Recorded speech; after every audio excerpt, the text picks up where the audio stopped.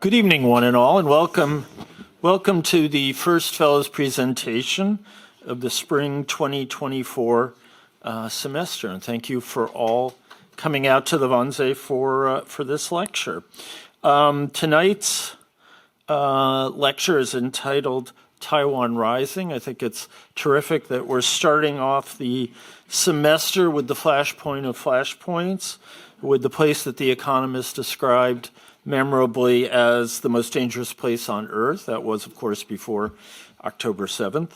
But the issue is enormously relevant, and as I think German eyes focus more on the Far East, think more about the relocation of traditional German markets. This is an incredibly relevant issue, and in particular, it's relevant right now because we just went through or just witnessed Taiwan's election just 2.5 weeks ago, in which Lai Ching-te, and I hope I pronounced it correctly, of the Democratic Progressive Party was elected to be president. I believe it's the third consecutive term for his party, which is unusual in any democracy.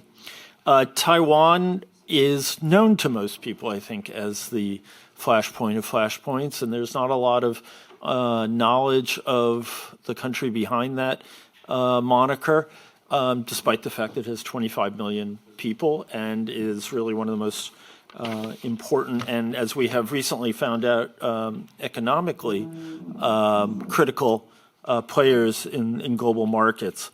So I'm delighted we're going to have this discussion tonight. A quick word about the fellowship. The Holt-Spring Fellowship was established way back in 1999 with the generous support of the Holt-Spring Publishing Group and with the express goal of promoting German-American dialogue in the fields of journalism, fiction, and all kinds of other academic disciplines. We are grateful to the Holt-Spring Fellow for their continuing support, and in particular to the Academy's long-standing trustee and current vice chair, Stefan von Holt-Spring, whose generosity makes so many things possible here, including our own Berlin Journal. Stefan was here yesterday for the fellows, for the presentation of the fellows, and he reported the reassuring news from Davos that there would be no war this year in Taiwan. He was very sorry he couldn't make it, but I felt I should pass that along. Over the years, the Holt-Spring Fellowship has had a really extraordinary group of holders, if you will, and they include, among others, Alex Ross, Hilton Als, Jonathan Safran Foer, Nicole Krauss, George Packer, Christina Rivera-Garza, and most recently, Leanna Fink, who just left a few weeks ago. Let me turn to our speaker. Michael, this may come as a surprise to you, but I was speaking yesterday at the Fellows presentation about how we've actually now had more than 600 Fellows. You are our second Michael Meyer. I hope the first one wasn't wearing a white mask and had a big knife. No. In fact, the other Michael Meyer was a fellow in the spring of 1999, and this came to mind because we were colleagues. He was the bureau chief for Newsweek when I was a reporter for Time here in the early 90s. He went on to be the chief speechwriter for Ban Ki-moon when he was UN Secretary General, and he is now the founding dean of the School of Communications at the Aga Khan's University. So there are great things ahead for you.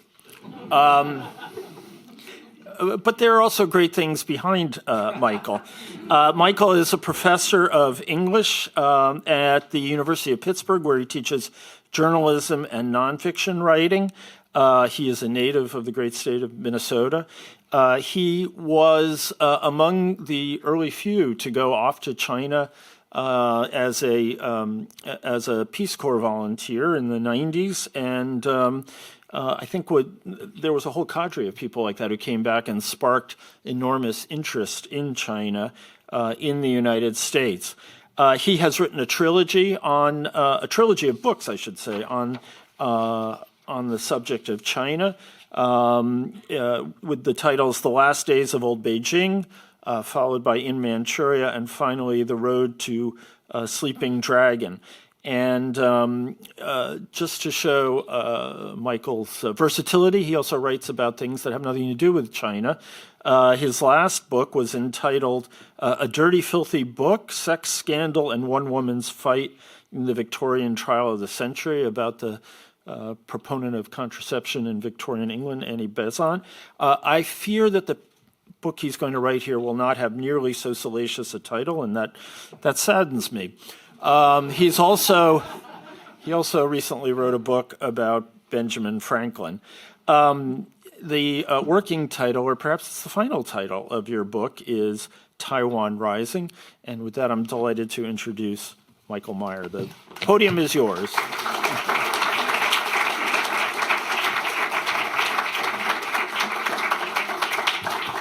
Thank you, Dan. I'm going to confess that sometimes I would get emails for the other Michael Meyer when he was the speechwriter for Ban Ki-moon, and I would write back, "How dare you bother me with such trivial matters?" And then the person would never write back again. It's a real honor to be here, and I want to thank Dan for that generous introduction. And to my fellows, like fresh meat, here I am. I'm the first one kicking off our semester. I think they're doing it because I set the bar really low, and every successive speaker is going to get better and better and better. It's wonderful. We very much feel like we're at home here, only after a couple of weeks. And one thing that was really surprising to us when we got here, we weren't told that our accommodation comes with a panda of its own. And this is our cat that everybody can see this cat, right? This is real because no one believes me. There's a cat that lives on the grounds here. This is Gerhard. He likes Gary for short, and he comes over and he knocks on the door with his head, and then he comes in the cottage and sits with us. And he doesn't like to brag, but he did tell me that he descends from cat kings from Russia. That killed with the sixth graders earlier today. Thank you. Thank you for humoring me. That could have gone really horribly.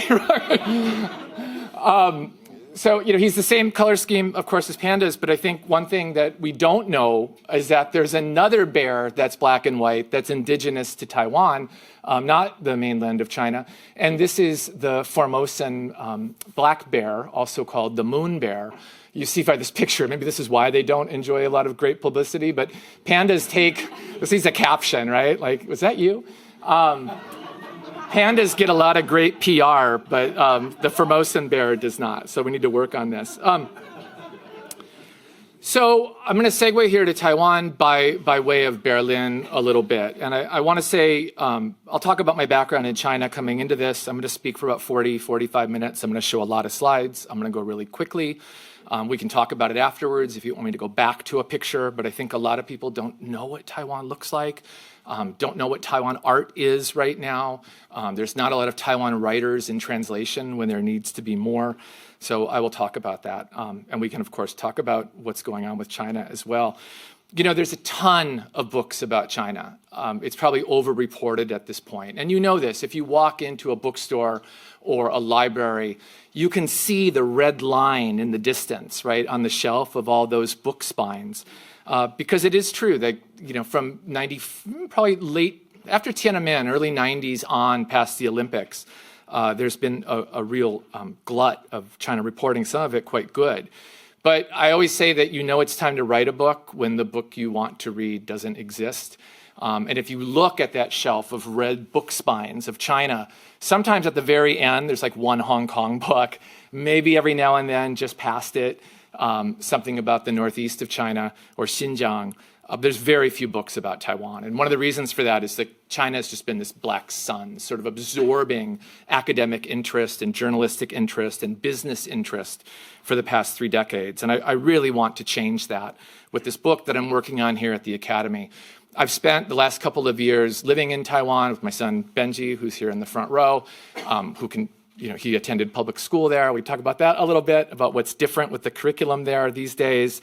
But I've also spent a lot of time in archives, looking back at all the different types of people that have come and gone from this island. It really is a palimpsest, this sort of layering of different voices and narratives. So I mentioned that, Berlin's a fitting place to work on this book.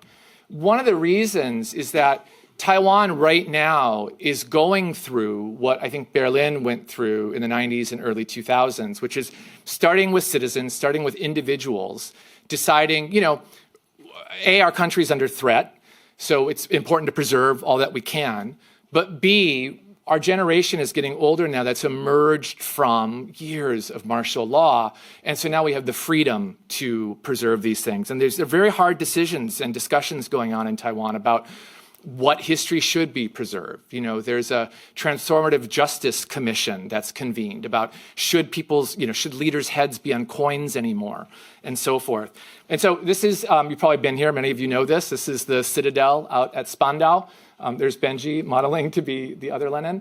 But that reminded me of what Taiwan has decided to do. The Citadel has rooms that are from the Empire and statues from the Third Reich and then statues from the DDR.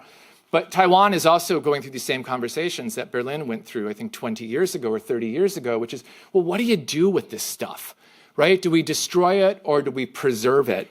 And so around the country in the past 10 years, there's been a movement to remove totalitarian images because Taiwan just enjoyed its 8th consecutive free and open election for the presidency. And so they've moved hundreds of statues of Chiang Kai-shek, who we'll talk about a little bit more, out to a park on the outskirts of Taipei, actually by his tomb. It's funny to go there because it's like Chiang is in discussion with Chiang, which is kind of what dictators probably do anyway in their head. I don't know. But there's also images too, when you go, or I should say artifacts, when you go into central Taipei, this is in the main city park right downtown by the presidential building, where you see a horse like this just standing here, and it's next to a playground, and its back is worn smooth because so many children get up on it across generations and play on it. If you look really carefully, here you can see an engraving of the imperial Japanese chrysanthemum on it. This was one of the statues that was outside of when Japan occupied Taiwan and was a colonial power for 50 years and really saw it as its unsinkable aircraft carrier in its quest to conquer the Pacific. This was one of the horses that was outside the building. And I think what maddens me a bit as a writer is I know that provenance, but there's no plaque there yet. Taiwan is still in the let's get some plaques going movement. And I drew the connection back to Spandau and the Citadel again because this horse is very well documented. I'm sure many of you know the story. I won't recount it, but there's an entire flat table that you can read through. It was outside of a Nazi ministry. There's a Arno Becker statue behind it, one of Hitler's favorite sculptors. And this was, there's war damage to it. It was chopped up and hidden for many years. It was sold illegally. It was welded back together and brought back to Berlin. And so I think, Berlin sort of inspires me. And I will just say here now that a lot that I often hear and talk to Taiwanese conservators, Taiwanese curators who come to Berlin to learn about how to preserve that past. And one of the things that comes up a lot, of course, is what Gunther Denbig has been doing for years with the Stolperstein. And I know these are not everybody's cup of tea. I know there are groups in Berlin and Germany that are against these for various reasons. But they do, in fact, make you stop, right? They form a dotted line around Berlin and other German cities and other European cities that make you stop and say, no, these aren't just statistics. A human being lived here. And this was the year they were taken, and this was the home from where they were taken. Taiwan's just getting to that stage with its reckoning from its past. There was a democracy supporter activist who was also a maths professor at Carnegie Mellon in Pittsburgh. We live right across the street from there. And his name was Chen Wencheng. And he came back to Taipei in 1980 to visit his parents, and he was brutally murdered by Kuomintang, by state agents, or that is what is rumored to happen, is assumed to have happened, I should say. And Mr. Chen's family lobbied for 42 years for a memorial to be placed at the site where his body was dumped on the National University of Taiwan campus. And finally, in 2022, there was a memorial placed here, and within days, someone smashed it. And so this discussion is still going on. It's since been replaced. I'll just add that. I don't have to tell any of you, living here, that Kate Kolovitz, her history and how she was that's what did I say? She was verboten in the 1930s, but yet her images still endure, and you see them all over Berlin, including in places that were once Weimar or even imperial memorials. And she truly showed through art the suffering of war and totalitarianism on civilians. There's a similar artist, and Adam, this is for you, and I hope you reach out to this person. There's an artist in Taiwan named Chen Wujian, and he does a series called Vanishing Family. And these are family portraits with the person who was disappeared during what was known as the White Terror, during the time of martial law. Martial law lasted in Taiwan from 1949 to 1987. It was 38 years long. It was, to that point, the longest period of martial law in modern world history. Syria surpassed it. But Mr. Chen's paintings are very moving. They're really big when you're standing in front of them, because they not only show representations of some of the 140,000 people that were detained for their political beliefs, up to 4,000 that people were murdered. These prison sites are coming back online now as places of remembrance. But you also see the families, right? A person was taken from their home. They had 3 children and a spouse they left behind. So this has been a big step for Taiwan in the past few years, because these paintings were actually on display here at Chiang Kai-shek's Memorial Hall. This is the heart of Taipei. I took this picture in December, just last month. You see a Falun Gong activity going on the square. Falun Gong, of course, is banned on the Chinese mainland. But the Chiang Kai-shek Memorial still stands right in the heart of the city. And I thought it was just so interesting and gratifying to see that Chen's paintings were being displayed here. Another thing about this square, you'll notice on the side here, there's a traditional Chinese interlocking roof system here, the old, it's a music hall. And then that's traditional, like Northern Chinese architecture, I'd call it. And this is more traditional Southern Chinese mainland architecture. Because remember, when Chiang Kai-shek and the nationalists lost the Civil War and came over to Taiwan, they thought it was a temporary stay, at least in practice, right? That they were going to retake the mainland, or at least in Taiwan, they were going to preserve these beautiful cultural elements that the communists were going to destroy and might be lost forever. This square became something very different after Chiang Kai-shek's death in 1975 and after the end of martial law in 1987. This was the Tiananmen Square of Taipei, and it was the locus for a series of protests. And as I just said, I think a lot of movements to commemorate the past are civilian-led rather than government-led. Taiwan, one of the reasons it's so proud of and protective of its democracy is because they fought for it tooth and claw, with horrible results for thousands of people. But, and it wasn't an overnight success. The first presidential election was in 1996. But over those ensuing decades, there were massive protests for complete electoral reform, for environmental protection, for the liberalization of the school curriculum, for the right for gay people to marry. And they won these rights piece by piece by piece. Currently, a big item in Taiwan is native, or what the Taiwanese call aboriginal rights.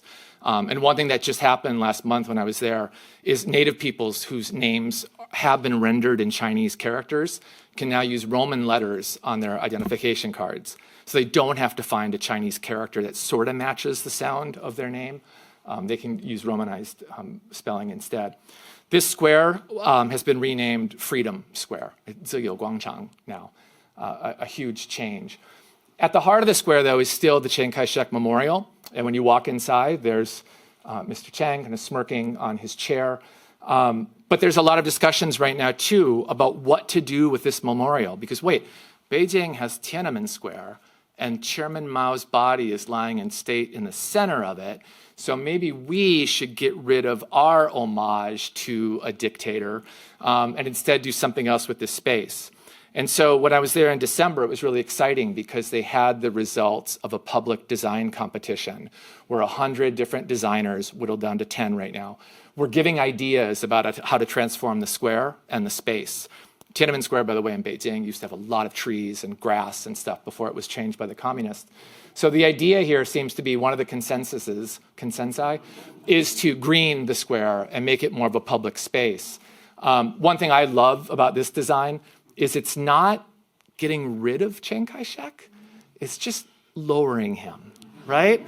Not burying him, It's sort of like when you have skeletons in your closet. Like, it's okay to open the closet and look at them, but don't nail the door shut. Remember that they're there. And I should say, though, that Chiang's legacy is complicated. A lot of Taiwanese, even people who are ardent Democrats, would say, no, you don't understand. Like, he was a great military leader. And I'll say, well, he kind of lost the entire mainland. And they'll say, oh, that was a soldier's fault. But no, really what they often say is that, if Chiang Kai-shek had not led the military and had not come to Taiwan and had not stood up to the communists, Taiwan would not exist today, let alone enjoy the freedoms it has. So in a way, people will honor him still as a sort of a domino that's fallen. It's hard to write about Chiang, I have to say. I'll explain what this picture is in a second. If you want to read his diary, I just wrote a book about birth control in Victorian England and Queen Victoria as a character. And to read Queen Victoria's diary and to quote from it, you just ask for permission from King Charles III. And he grants it to you, or at least someone answering the email. I think it's like the Michael Meyer that answered Ban Ki-moon's. But with Chiang Kai-shek's diary, you could never read it. And if you want it, it's not in Taiwan. His family moved it to the Hoover Institution at Stanford because they were afraid either of communist invasion or Democrats in Taiwan might take over and publicize it. And so you would go to the Hoover Institution. I went last fall, and it's kind of the same rules as you have if you ever got to interview Prince, which is that you can't take pictures of it, and you can't quote. You can't write down any notes as you're talking to Prince or reading Chiang Kai-shek's diary. And so what you would do at Stanford is you'd open up and you'd look at Chiang Kai-shek's calligraphy and beautiful writing. He's a really good writer. And you try to take a picture in your mind, and then you rush out into the locker area and write down, and you come back in. And you would see researchers doing this. It was like passing the baton, right? So I spent a lot of time last fall doing this, because he's a very interesting writer. And when you think about why the nationalists retreated to Taiwan instead of other islands, Hainan Island and so forth, what were his feelings when he did it? He was Christian, he was a very thoughtful, reflective writer. And I was shocked when I went back. I was there in December doing research, and I walked into a bookstore. Taipei's got amazing bookstores. Some are open 24 hours, and they're scenes, like 2 a.m, like it's a cool place to go. And I walked into a bookstore, and this is Zhang Zhongzhong Reji. Chiang Kai-shek had another name, which is often Zhongzhong, the top here. And it's Chiang Kai-shek's diary. And now it's being published, typeset, easy to read, footnoted, in volume. So it's been almost 50 years since he died, but the public is finally getting access to his work. I think, and along with his reputation or his legacy coming into question, there's been so many changes since the 20 years that I started going to Taiwan, that I think when I first went there, it was very much a feeling of like, this is fun China. This is like where you can come and hang out and do stuff and not worry about getting caught for something. But at the same time, there was a real sense of we are protecting traditional Chinese culture that was destroyed in the Cultural Revolution or by TikTok these days, right? And that's really changed. So for example, when Benji was in school in Taipei in 4th grade, he did not learn classical Chinese poems by Li Bai and Du Fu. He did not learn the Sanzi Jing, which are the rhyming couplets that many Chinese learn to remember characters when they're kids. Instead, Benji, didn't you learn about the canal system of the Netherlands? Yeah. So a much more global outlook. So there's a generational divide right now. I'm 51, so Gen X. I find that people my age and up in Taiwan, parents will say, this is awful. We've really thrown the baby out with the bathwater. We've decided that everything China is bad, rather than grabbing some of the elements that are really special. Whereas the younger generation, of course, identify as Taiwanese. And they'll say, no, we're creating our own culture, and we don't need to look back to the past. One thing that's changed a lot, I have to say, is that 20 years ago when I would go to China, this was referred to as Dalu. This was the mainland, right? So people wouldn't often say 中国 for China. They would say Dalu, like you're going to the mainland. And 3 million Taiwanese were doing so. They had resident cards in China. They certainly benefited from the big manufacturing boom of the 90s and the great years of the early 2000s. Suzhou, which is a high-tech area outside of Shanghai, had 300,000 Taiwanese living there at one point. So these ties are a little bit deeper and more complicated than just Taiwan good, China bad. And even though now people aren't saying, I don't hear Dalu so much anymore. I hear Zhongguo, like China, and then Taiwan. Even now, when you're at the airport in Taipei, the flights are full to Chinese cities along the coast still, because people have family and they have businesses and so forth. But this is I went to a toothpaste factory, as one does, and they gave me a tour.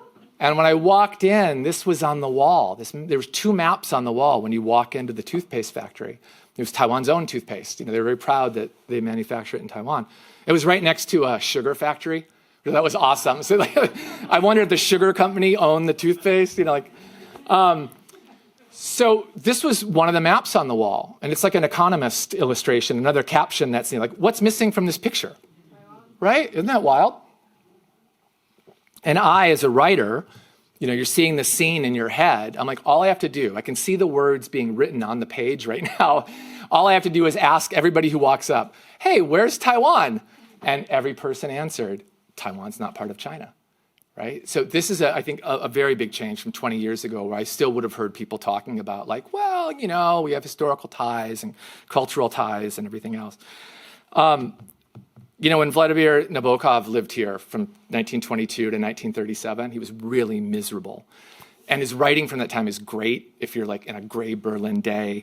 He had reason to be miserable. His father was assassinated here, and the killer was paroled after only 5 years and ended up working for Alfred Rosenberg. So Nabokov had to get Vera, his wife, out of Berlin, who was Jewish.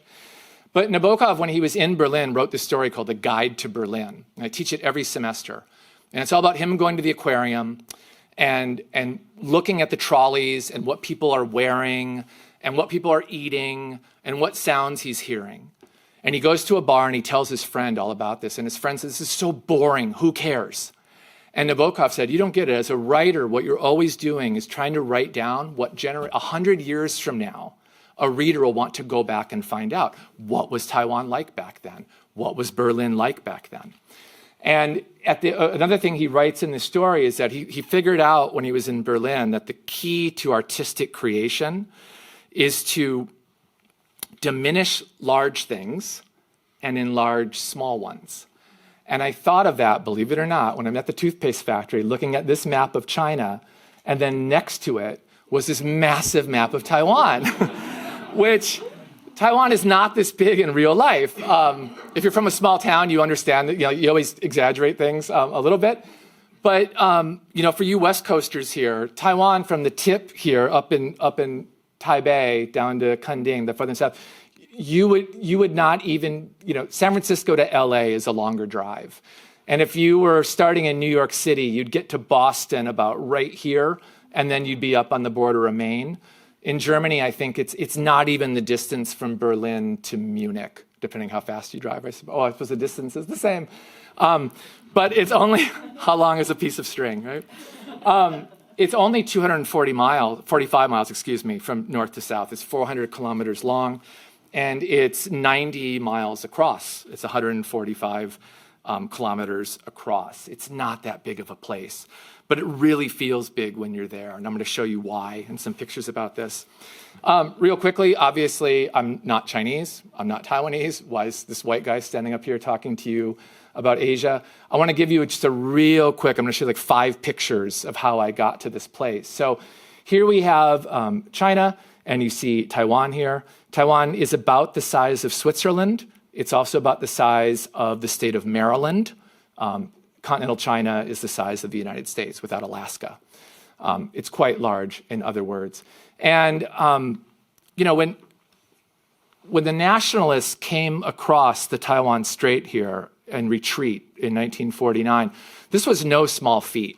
This is a horrific stretch of water. And for years, for centuries, I should say, Chinese writers have called this the Black Water Ditch. It's like where you go to die.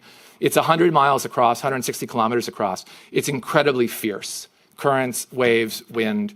And those Taiwanese, or Chinese, I should say, who came over as immigrants really braved a lot to make it to the island.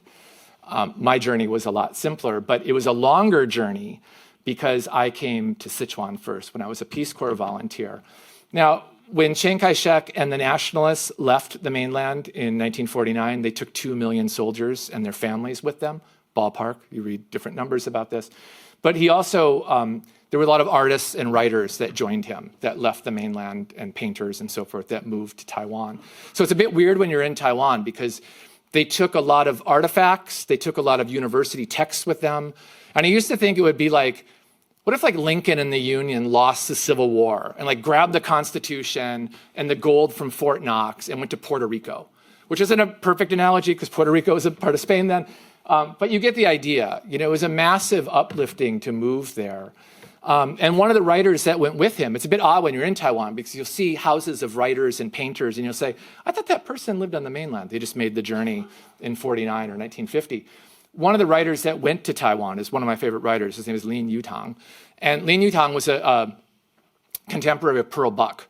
And in the 1930s, he was really worried about who was going to represent China in art and in literature. And he said, you can't, you know, the survival of our culture and the understanding of our people is too important to be left in the hands of politicians and business people. And so he wrote a very famous essay called Who Will Be China's Interpreters? Looking for those people. And I'm all but certain that Mr. Lin did not have me in mind when he wrote that book. This is what I looked like when I left the American Midwest and ended up in Sichuan as a Peace Corps volunteer. I haven't aged that much, come on. My Chinese name is Heroic Eastern Plum Blossom, Mei Yingdong, terrible Chinese name. Chinese always say, that's a girl's name. And I'm like, yeah, all right. Meyer in Chinese is better. It means a son sold in the marketplace. So most people call me Meyer. But I ended up in Sichuan, in a muddy little town for 2 years where I learned to speak Chinese and ate the best food on the planet. And then after 2 years, I wanted to learn more. So I moved up to Beijing. Dan mentioned I'm a Minnesotan, so I got to play hockey every morning in winter on the Forbidden City moat. But I was really interested in the changes in Beijing at that time, including the destruction of its old hutong, its oldest neighborhoods, in the rush for the modernization towards hosting the 2008 Beijing Olympics. And so I started wondering, like, you know, as a writer, you're always looking for these inflection points of change to document. So I wondered what it was like to live in one of these old houses and what was being lost. So I moved right on the edge of Tiananmen Square. I could see the square from my neighborhood, and that's my bike sitting in front of it. And you would enter from the lane down through the back of the house. It had been subdivided through many generations. And then this was my area, I should say. And there's 3 people living in this door. There's me, there's an elderly widow living here, and there's 3 women living here. So we're all tucked back in here without plumbing, so no toilet, no heat, obviously no air conditioning. And to use the bathroom, I would have to go past, you know, the neighborhood toughs, which were these kids. And I did this for a couple of years, sort of documenting daily life. And so the books that I write are really sort of immersing myself. I'm not a character in my books at all. I'm just trying to keep pace with what's going on in daily life and what is being lost. At that time, I was volunteering in an elementary school, and this was the view out the window. And then this landed right at the edge of our neighborhood, and that was a Walmart. Right? So you could see the dominoes falling and those changes. So this became my first book called The Last Days of Old Beijing. And I'm showing you this, not to talk about myself, but more to just say that I, like other Peace Corps writers, have more readers in the Chinese language than I do in the English language. And so unlike most journalists, the people I'm writing about read what I write and respond to it on the internet and tell me in person. I didn't intend for this to happen. My best graduate student at the University of Hong Kong's journalism school translated the book without telling me and started sending it out to publishers. And she's made a career for herself. She's now translating Robert Caro's massive biographies of Lyndon Johnson. But at the time, I was really shocked, you know, that this occurred. But at the same time, there's a Taiwan edition of this book. And so I'm showing this for 2 reasons. One is that what I'm writing about Taiwan has the same publisher. It will be read by Taiwanese. I'm writing for a dual audience. And also that the same woman translated the mainland edition and the Taiwanese edition. This was 15 years ago. She can't do Taiwanese translations anymore because the language even, the Mandarin being used between the mainland and Taiwan has changed that drastically. The slang, jokes, you know, sounding intelligent and whatnot. So it will have a different one. I'm going to go back to China real quick here and say that after living down here in Sichuan and living in Beijing and reporting all over the country in Xinjiang and Tibet and whatnot, I moved up near the North Korea border here up in Manchuria to a rice farm. I wanted to see the changes in rural China. These are the North Korean foothills here. There were many illegal immigrants living around here from North Korea. Lived in a farmhouse, and that's the view out my window, my corn. And I had a kong for a bed, which is the heated platform where you put the burnt, the old rice stalks in to heat up. So you're always toasty in the middle of winter. I sort of missed that aspect of it. And then I also volunteered in a school, and these are my students here playing basketball. So you can imagine the massive shock that faced me when I stopped reporting and writing about the mainland and moved to Taiwan. Because the difference is just stunning, right? It's like going to Hawaii or something, but it's better than Hawaii because the food is awesome. There's also pineapples. But you see why when the Portuguese sailors came in the late 16th century, they called the island Ilha Formosa, beautiful isle. Now, Benji and I and my wife Frances had 2 bases in Taiwan during the research for this book. One was down here. I'm in the far southeast corner of an indigenous area. And then we also lived in Taipei. And just this morning, I asked, this area is very undeveloped. This is Amis people who live here. And I asked this morning, I was writing to the community center there, what did you call what did your ancestors call Taiwan? There must have been, they never said Formosa, right? And they wrote back and said, that's a really interesting question, that native people never called it Taiwan. That was a result of Chinese settlers coming over and calling it that because they met a tribe, which is how Taiwanese refer to indigenous people. You have bulo, you have groups. They met a tribe that their name sounded to them like Taiwan. That's one story anyway. And that's why the country got its name, but it's had other names since. Like I said, this is just a gorgeous area. Here's Benji shredding a little bit while I sit on the sand with Banjo, the local dog, who's one of the characters in the book. One thing that's a constant of every Taiwanese I interview and talk to is the plea, if not the demand, don't write about us in relation to China and the United States. We are so sick of being described as a pawn in this geopolitical Great Pacific game. We don't give a shit. Like, we want someone to write about what it means to live in Taiwan, to be Taiwanese, and to experience the society, this open society that's being built there. So along those lines, I just want to show you, people actually said to me, like, why don't you show people just what Taiwan looks like? So you have the coasts, which are gorgeous, except for the Taiwan Strait part. And then you have the central mountain range down the spine of the island. And these are soaring peaks. These are 3,400 meters, 3,500 meters, 11,000, almost 12,000 feet high. And then, it's not really there is a surfing scene there, but I was going to say Taiwanese love to mountain climb and hike. And this is up at 11,000 plus feet. It's about 2,400, almost over 3,300 meters. And even when you're out on these trails, I'll get passed all the time by people with white hair and gray hair because this is a big activity to protect nature, to pack all your trash out. Taiwanese, by the way, have an ingenious garbage collection system. Every night at 7 o'clock, you hear Beethoven playing, and you take your bag of garbage and go down to the street and hand it to the garbage person. You separate your kitchen waste. You separate your recyclables. And the idea is that, in the old days, you'd put it in a dumpster, but that would attract rats. So you inculcate a sense of civic responsibility by making people be aware of their garbage and bring it out every night. It's a great time to socialize. People have a cigarette, But it's funny, when you're walking around Taiwan, you'll invariably find yourself with, at the end of the day, cans and bottles in all your pockets because there's no garbage cans you can find. But the upshot of that is when you're hiking and when you're out, it's incredibly clean and well kept. The other aspect of Taiwan, up in these cypress forests and stuff are the tea plantations, which are just gorgeous. And then there's the outlying islands, not just Taiwan itself, but the islands of Kinmen, Jinmen in Chinese, or Quemoy in the Nixon-Kennedy debate. And this is an often seen photograph, and I'll come back to this later on, but that's Xiamen, that's Amoy, the old Chinese city, just there. You could swim that. Benji, you could totally swim that. And people have swum it, and people have escaped from the Chinese side during the Cultural Revolution, and people have left from the Taiwanese side during the White Terror, defecting from the army. One of the Taiwanese guys got a whole bunch of basketballs and tied them together, lashed them together, and put boards over it. And I was interviewing somebody in Jimin, and they're like, it was terrible. We couldn't buy a basketball on the island for like 2 years after that. If you go up north along the Chinese coast, farther north, there's another series of islands called Mazu. And these almost look Mediterranean, except for China's just off screen here. But it's also very Taiwanese in that you have a 7-Eleven there out in the middle of nowhere. If you've ever been to Taiwan, there's a 7-Eleven on almost every other block. And you can do everything there from paying your utility bills to eating rice triangles to buying train tickets and more. I think a lot of you probably know bubble tea. I saw an excellent play here this weekend called Made in Taiwan, where real-life Taiwanese people were building a Taiwanese embassy on the stage. And one of the actresses was a bubble tea heiress. There is such a thing. I'm showing you this because Benji goes to JFK here in Berlin. And the field trips so far have been what? Ice skating? And what's the next one?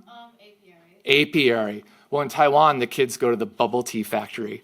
And they get a stuffed bubble tea. And they made their own bubble tea. And Benji came home that night high as a kite because he was on sugar and caffeine and everything else. Another thing I want to show you, too, is when I was a kid in Minnesota, we did tornado drills. But this is not a production of The Handmaid's Tale. This is a different thing. The kids have earthquake pillows that they pull out from under their desks and practice earthquake prevention. And I can talk about this after in the Q&A, but I was at TSMC, Taiwan Semiconductor, in December doing interviews. And people said to me, quite frankly, maybe off the record, maybe they were joking, but they said, people keep asking us if we fear a Chinese invasion. What we really fear is a catastrophic earthquake, because that will knock us completely out. And when you're on Taiwan, the earth is shaking all the time. And they're often 7 magnitude earthquakes, which is one reason the architecture is a lot of prefabricated cement and concrete rather than wood. Taiwanese have a great sense of humor. I mentioned to you that a lot of the treasures from the Palace Museum in Beijing came with the nationalists across the strait. This carved piece of lettuce out of jade has become the national symbol in many ways of Taiwan. Art, historians will say it doesn't have that great of historic value, but Taiwanese absolutely love it and wear it as their emblem. Taiwan is very much a cat country. I think my friend Gerhard here would be happy. This is at a train station where they have a station cat, and he's the conductor, and he's got his little kerchief on. It's very kawaii, the Japanese word for cute throughout the island. And when you ride public buses, you see things like this, where drivers are decorating the bus. There's Patrick. I'm glad you're all laughing, because this is again, I think a lot of Taiwanese are like, do you know how cool our country is? Why don't people see this side of us? The other thing I want to say, and then I'm going to dive in, I'll tell you all about Taiwanese history in 20 minutes. I'm going to do it all in 20 minutes, is that unlike the mainland, the spirituality and the traditions of 5,000 years of Chinese culture came to the island through a series of immigrations in the 16th, 17th, 18th century, and lived on even through the reigns of martial law. So you often see tudi gong, you see earth shrines. It's very common to hear you need to jie di qi, you need to be in touch with the earth's energy. Taiwanese often believe that spirits and ghosts influence our world. When you go home at night, there's no less than 5 channels on television of different teachers and monks. You know this, right? I find this very relaxing at night to listen to the sutras being chanted. 这就是一个老师 is really a teacher. And when you go to temple, it's not like China where the Buddhist temples and Taoist temples have cameras and entrance fees and whatnot. Almost every neighborhood has a community temple, be it Buddhist or Taoist or some combination. And here you see people will bring clothes of sick people or children who are about to take school entrance exams or expectant mothers, and they'll bring their clothes in boxes and then write their names and birth dates down and then burn incense and hope that the gods will favor them. You also see right in the heart of Taipei, where all this expensive real estate is, almost every day, this is Xintiangong in Taipei, people queuing up to have their fortunes told.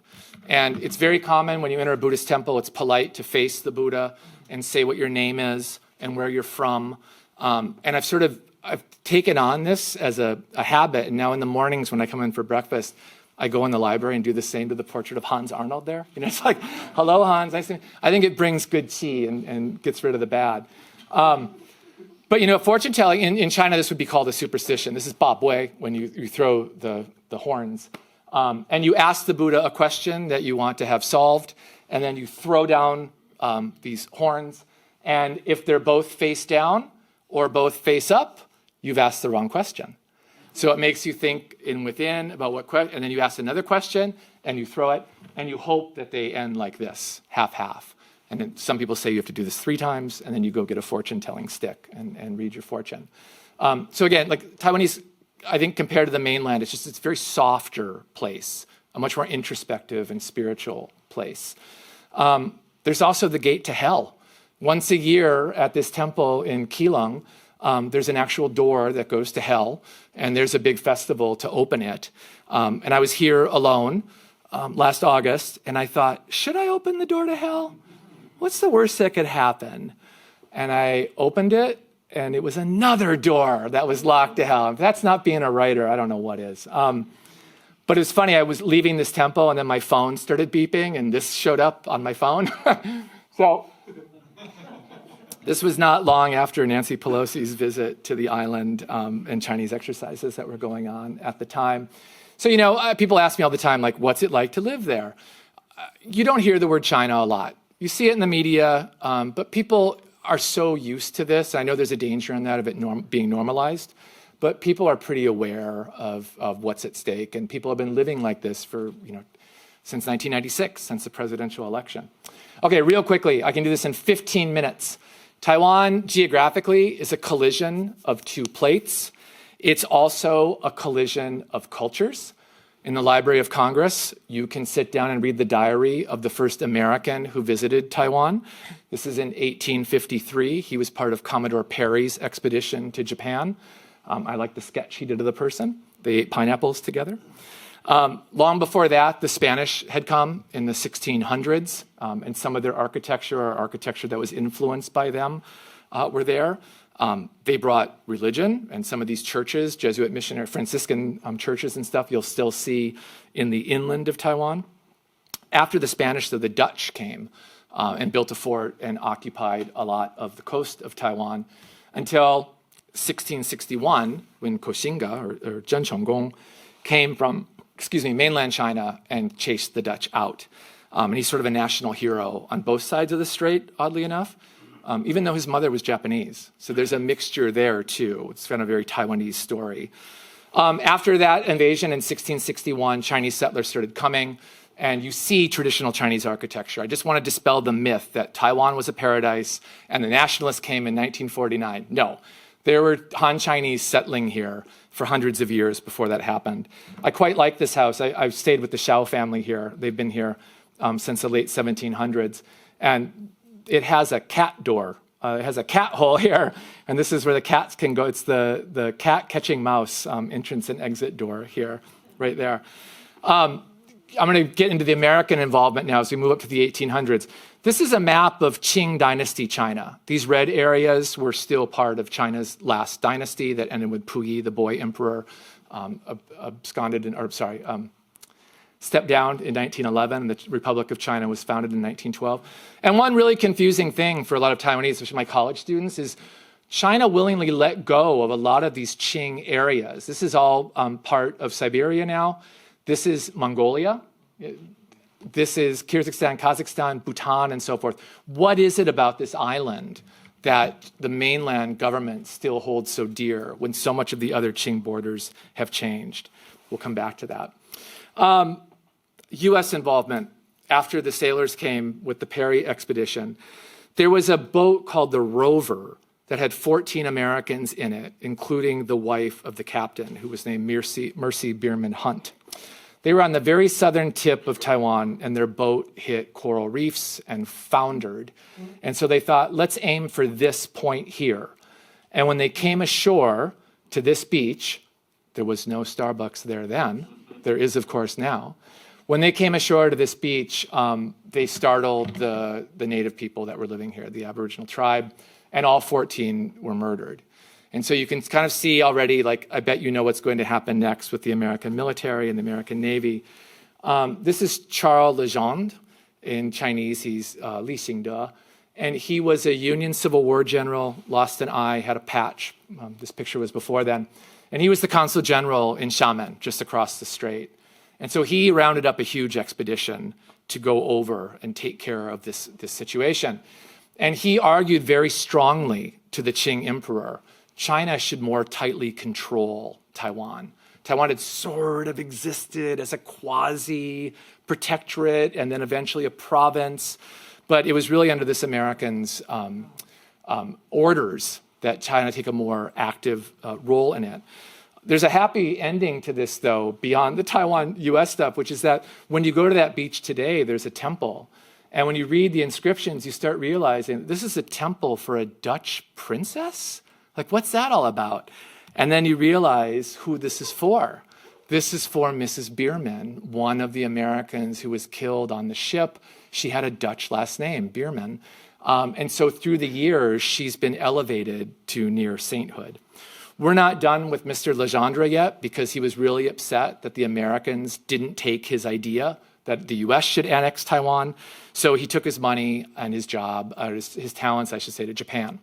And when a group of Japanese sailors floundered and were killed by aboriginals, he was the man that convinced the Japanese emperor Japan should annex Taiwan. And so he was working behind the scenes, and he was also the person that convinced the Japanese to annex Okinawa, which was then the Ryukyu kingdom. So moving quickly ahead, we're in 1895 now, the first Sino-Japanese war. Japan wins, and through treaty are ceded the island of Taiwan to be theirs. There was a short-lived Republic of Taiwan. There was an uprising by native peoples and Han Chinese settlers. This was their flag. It only lasted for a few weeks. But this is another real point of contention for Taiwanese today, which is that when China says, the island is an inalienable part of the mainland, it's a renegade province, even up until 1901, this area on this side of the line was the area under Chinese control. Chinese divided the natives between what they called the raw and the cooked, the shu and the sheng. And so if you were Sinicized, you were on this side of the line. And if you were native, you were on this side of the line. So it really wasn't until Japan took control of the island in 1895 that they brought it under like a unified place. And you still see traces of this. This is up in the central mountains. You still see these old police roads that you can hike. This is 800 meters straight down, 2,500 feet. It's about a meter across. And the Japanese, made aboriginals, made native people blast these roads so they could patrol deeper into the region.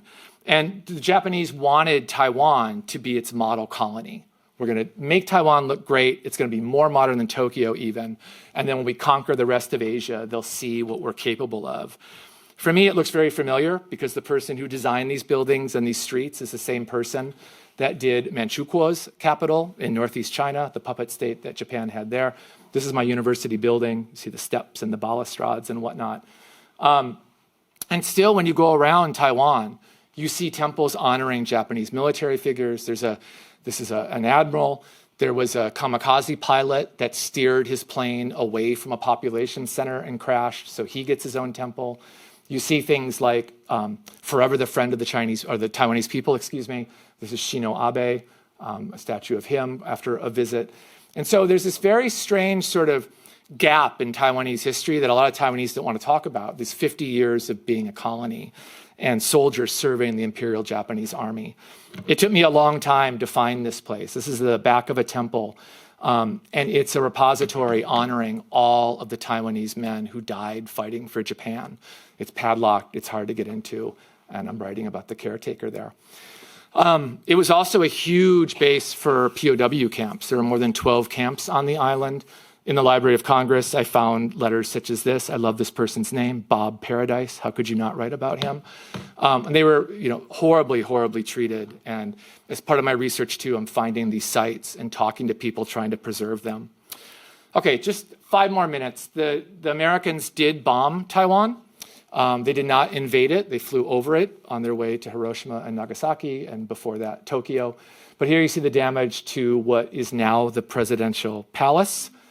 Taiwan's also really interesting that even with all the threats from China, you can just walk up to buildings. It's not on lockdown like Washington, D.C. is.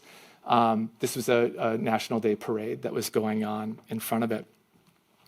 Real quickly, too, I do want everybody to remember the name George Kerr. George was a naval attaché working for the Foreign Service, and he ended up in Taipei in 1947, in between the end of World War II, when Taiwan was given back to the Republic of China, to the nationalists, and 1949, when the nationalists fled the mainland and came to Taiwan. There was a horrific massacre in Taipei and Kaohsiung and other cities around Taiwan, where the Kuomintang soldiers, the nationalist army that had come in, had been monopolizing former Japanese businesses and so forth, and not helping everyday Taiwanese live their lives. George was an eyewitness to this and wrote a very transformative book and suffered as a great result of this. His papers are now in Okinawa. Last month I went to Okinawa and interviewed soldiers there. You know why American soldiers are in Okinawa. They have one thing on their mind.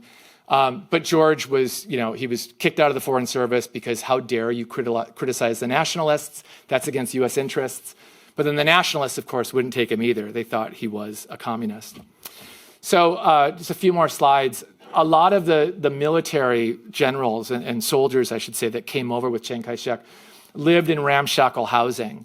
And this has been another big movement about how do you preserve this part of our history, that people were living in substandard housing for so long and so many decades. And one gentleman, one veteran, decided the way to save his village was to make it a giant selfie. So he went out and started painting cats, cat culture again, even as these developers were threatening him from the side.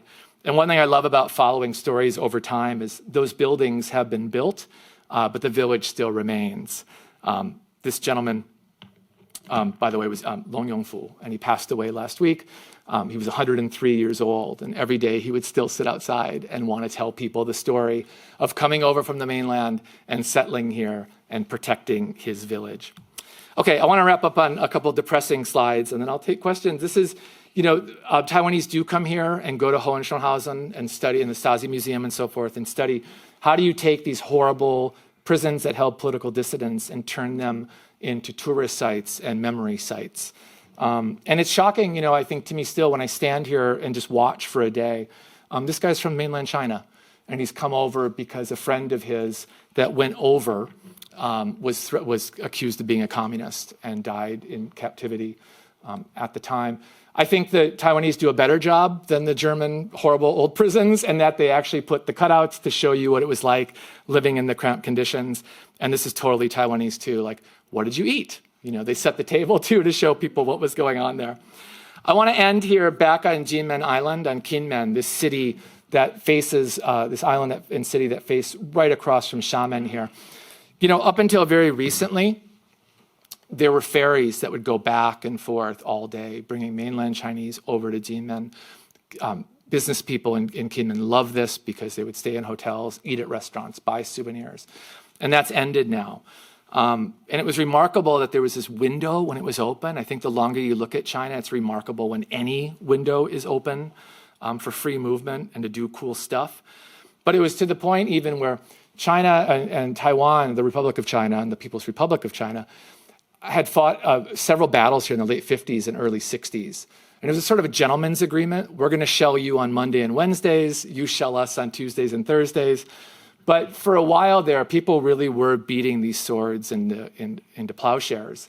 And people were taking these old shells and making knives and cleavers out of them. And things like this were big tourist sites where you could go to the massive wall of speakers that would face mainland China and broadcast Teresa Tang, Deng Lijun songs. And that's her talking now. Nowadays, to get, there's Taiwan right there. This gulf has just gotten wider and wider and wider.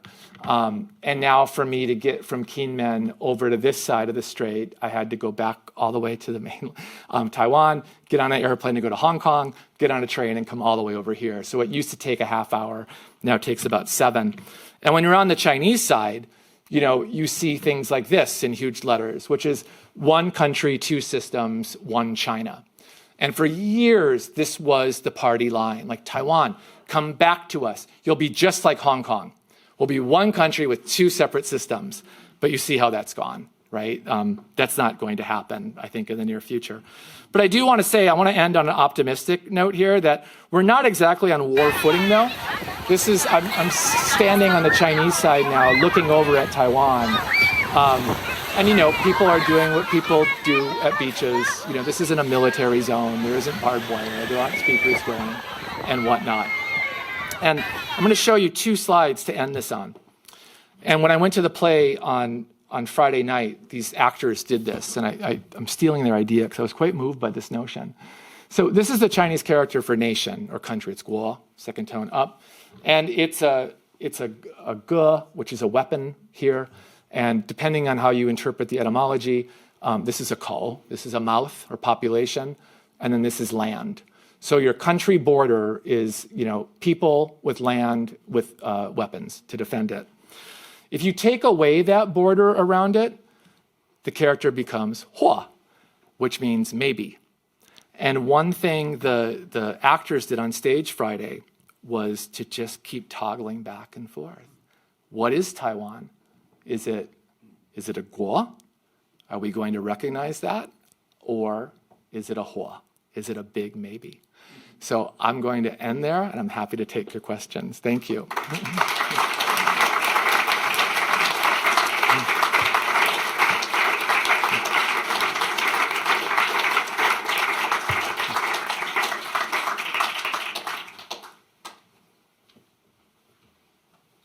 I'm going to start by saying a real hero of mine is in the audience tonight. And when I think about how to write about Taiwan, I go back to this incredible book called Berlin Now by Peter Schneider. Peter, can you put your hand up? You're amazing. You're awesome. And everybody should read his book. Peter, ask me a question.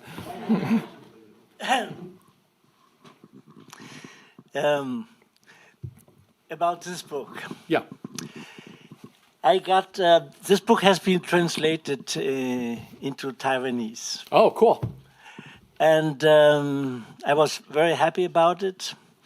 And then 2 years ago, I got the information by my American publisher that a Chinese publishing house has been interested in it, but it would ask me for some cuts.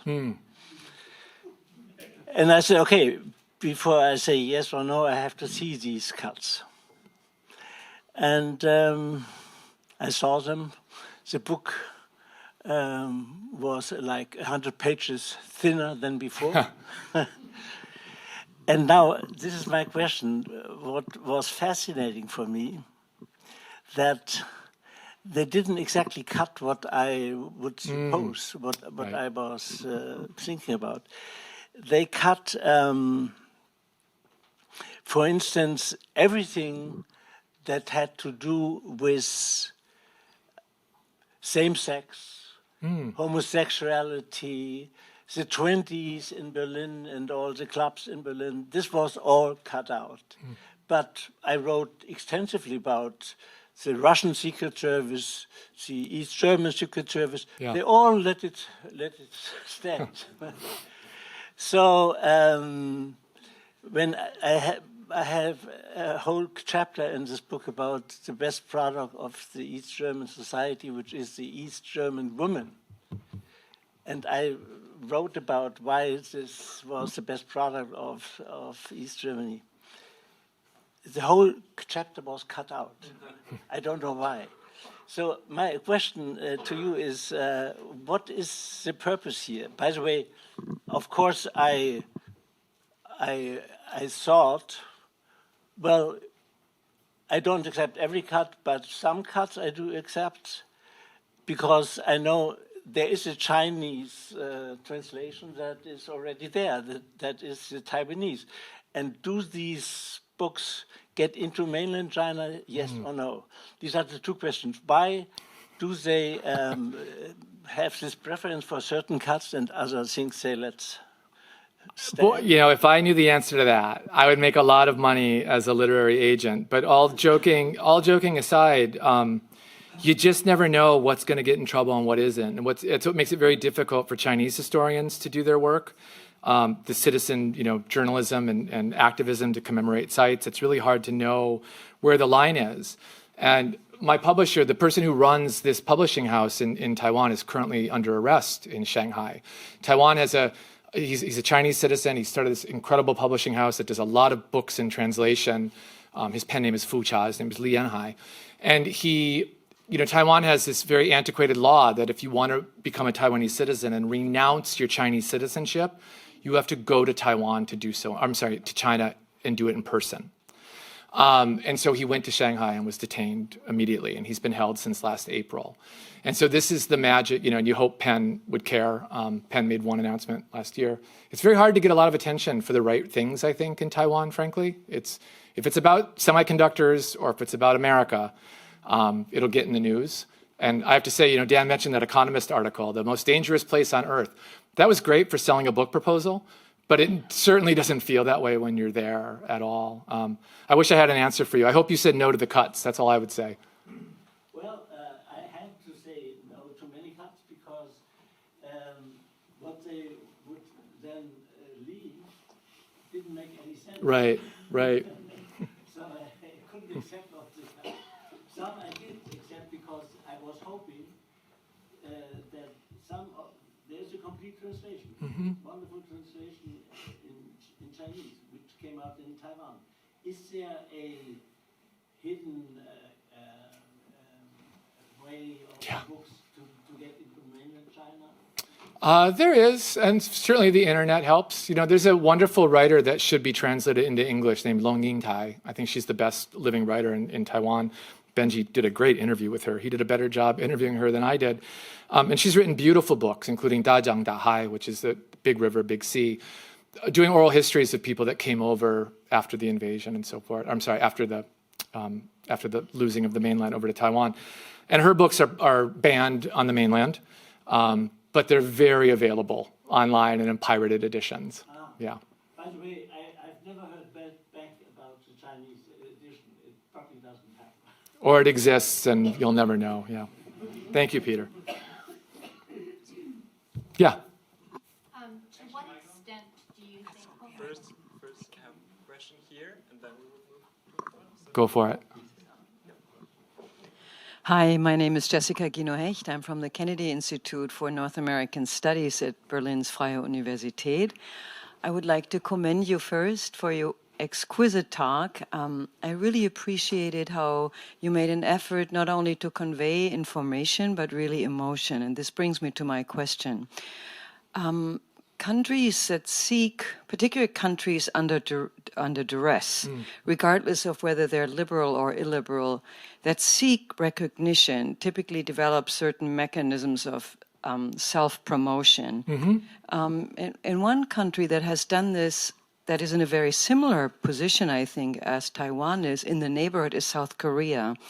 South Korea has done a great deal of self-promotion, particularly in the area of pop culture and drama culture and everyday entertainment culture. And that has wanted a lot of support around the world, emotional support. I don't know enough about Taiwan, and maybe you can enlighten us about the extent to which, is there T-pop or T-drama, or does the Taiwanese government or even NGOs in any way seek to enhance awareness of their country, as they probably might, by way of means that are not necessarily economic or political? Thank you very much. Thanks for your question. I think a lot of young Taiwanese love K-pop and watch Korean soap operas, but a different generation. Ang Lee is a great native Taiwanese filmmaker, Crouching Tiger, Hidden Dragon, and Life of Pi, and Brokeback Mountain, and other films. He's got a film studio in a former airport in the south of Taiwan and tries to keep film culture alive. There's a Taiwan Film Festival. But, my honest answer is that era between 1995 and right before Xi Jinping, 2011, most Taiwanese recording artists and actors went to the mainland. That's where the work was. That's where the audience is. It's also a reason it's hard to get Taiwan books on the shelf, because publishers go, Okay, like there's no Taiwan studies departments that are going to buy it. Business people don't go there. Tourists really don't go there in the numbers they do with China. And so it's difficult to convince people to write about Taiwan, and to do books about it. So it's a good question. I'd say there is a woman named Ame, she's an Amis native person, who was a huge pop star on the mainland, and then decided to start using the Taiwanese flag, and the mainland banned her, and she's happy with that. She performs in Taiwan only now. So artists have to make that choice. A lot of Taiwanese won't use, there's an indigenous short messaging service called Line that we all use, we meaning people who live there or visit there. People don't use WeChat or WhatsApp because they feel that the Chinese, I don't use WhatsApp even, they feel the Chinese Communist Party can be monitoring you. Many people don't like to use TikTok for the same reason. Front? Hit me. My question was a little bit along her line. I was just thinking, since you're writing a book that's taking kind of a snapshot and informing people of what Taiwan is like now, I'm kind of concerned sometimes when I hear politicians in the USA who have such an outsized influence. They seem to be quite unaware of the island and the character of it, and even the governmental system. I talked with a friend who lived there with me some 30 years ago, and she was asking in the legislature if there's still fights breaking out. I'm not the physical fights, but it feels like things haven't updated or reset given all the change maybe that's occurred. And I just wondered what you thought about how America can get a better grasp of this land that's in kind of the crosshairs. It's an excellent question, thank you. And I'd say it really concerns me because Taiwan, and Taiwanese know this, most Taiwanese, poll after poll says this, that if China attacks Taiwan, more Taiwanese feel Japan will come to their aid than the United States. The United States has been a fair weather friend to Taiwan ever since Charles Legendre got there in 1867. When it's convenient for U.S. interests to counter China, America is there. When it's not convenient, America pulls out. And witness everything that's gone, how much pressure have American businesses or universities for that matter, or politicians exerted upon Xi Jinping? Has it changed anything? One thing that's changing now that might help, so Rob Schmitz is in the front row here. He's the NPR correspondent. Hi, Rob. Rob and I were in Peace Corps together in China, and a lot of us from that generation stayed on in China and wrote books and became correspondents and worked in the State Department. And it was a real golden era of understanding that country. Well, now Peace Corps has been canceled for China. Fulbright's been canceled for China. It's almost impossible for universities with any good conscience to send language students to China. So in all of mainland China right now, there's 350 American college students learning Chinese. I mean, that's a joke. There's probably more in Kosovo learning, something there. And so there's this enormous dearth all of a sudden of China hands, people that can be in the room to talk to people at the State Department, to write articles and so forth, and influence public opinion. And you would think those people are all going to Taiwan. It hasn't really happened yet. Correspondents have moved bureaus. The Times has 2 people in Taiwan. The Journal has someone in Taiwan. I don't know any German papers that have correspondents in Taiwan. The Guardian in the UK has 1 person in all of Taiwan. A lot of their stories are covering mainland China from afar. And this is what really worries me, because I'm very much a proponent of peer-to-peer exchanges. I know it's a dilemma. What do you do with Xi Jinping? How do you solve a problem like Xi Jinping? I don't know the answer to that, but it scares me that when you think of a conflict between China and Taiwan, it could just be a mistake that sets things off. I mentioned I went to Okinawa. I went to read George Kerr's papers about the 228 massacre in 1947. But while I was there, I thought, I'll interview military people here as well. And it's very sobering when you're on Okinawa. The War Museum there is horrific about what happened on that island and what happens when militarism goes out of control. And the Marines are, Okinawans also felt like we almost got the Marines out. For 25 years, they thought it's finally going to happen. The Marines are leaving. And now China, Taiwan is kicking off and more soldiers are coming in.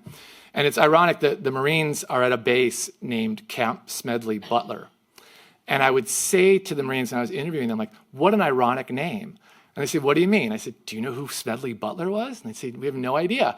Well, Smedley Butler was a Marine colonel who waged wars for mercantilism in the Philippines, in Central America, and China. And he got so sick of it, he said, I joined the Marines to defend the Constitution and American interests. I didn't do it to protect banana growers, sugarcane plantation owners, and so forth. And Smedley Butler came back to the States and became a massive dissident and led huge marches to Washington, D.C. against this sort of American militant adventurism. Well, now he's got a Marine base named after him in Okinawa, and none of the soldiers know anything about this. And you talk to the Marine people there, your official interview, and they're like, well, we're here to maintain, free transit through the Taiwan Strait. But then any reporter knows, like, you just go to the Subway sandwich shop on the corner and wait for the soldiers to come in one by one. And you ask them, hey, what are you guys here for? Every single person, China, China, China, China. And now it's gotten to the point, which worries me too, Japanese self-defense forces are moving airplanes to Okinawa as well. So they're creeping into that zone too. So when I was there in December, there was actually a protest march about keeping the Japanese military out of a Japanese territory, that we don't need an arms buildup or an arms race in this region, because who's picking up the phone if something goes wrong? It's a happy thought to end on. Yeah, I'm always surprised how Americans can talk about TikTok or WeChat, while I had very bad experiences with Facebook, YouTube, Twitter, Tinder, and everything, also while I was researching in Thailand on Myanmar. And I would like to ask you, because you Americans also like to talk very much about the United Front of Triads and the CCP. Yeah.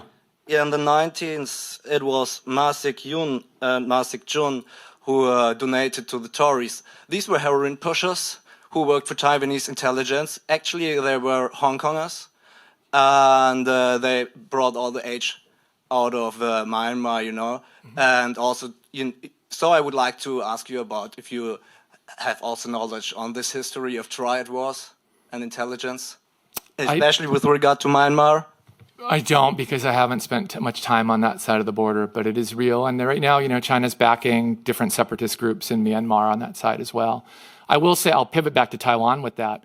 One thing that's odd when you're in Taipei is you realize how scattered the nationalist forces were after the end of the Chinese Civil War in 1949. There's an entire street in Taipei of Burmese food, based on, it was nationalist soldiers that got caught on the Burmese side of the border and took 30 years to make their way back to Taipei. And so there's a whole street where you can go and talk with them. This is part of the book as well. Question, yeah. So I'm Mark Hoplovich. I'm one of the other fellows here. And on behalf of your cohort, Michael, I just wanted to thank you. We all understand why you were the leadoff hitter now for the semester. This is great. So a walk is as good as a hit. Getting on base is important. So I wanted to ask you, it's a well-formulated question, but you started off talking about Taiwan wrestling with its history. Yeah. And sort of being in this stage that Germany was, a few decades ago. And then at a later point in the talk, you were talking about how people, very often say to you when you're there, we want people to write about Taiwan as Taiwan, and we don't want to be part of this geopolitical game. And I'm wondering how those two identities actually intersect. He did the Irish goodbye instead of the Chinese goodbye.